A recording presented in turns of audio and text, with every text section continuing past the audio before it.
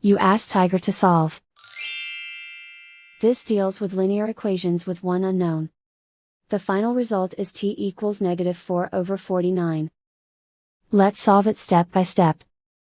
Group all t terms on the left side of the equation. Subtract 52t from both sides. Group like terms.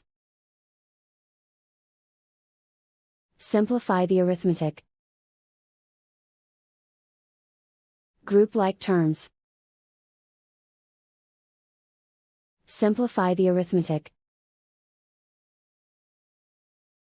Group all constants on the right side of the equation. Add 3 to both sides.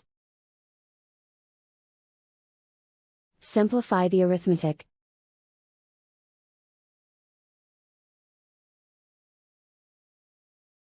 Isolate the t. Divide both sides by -49.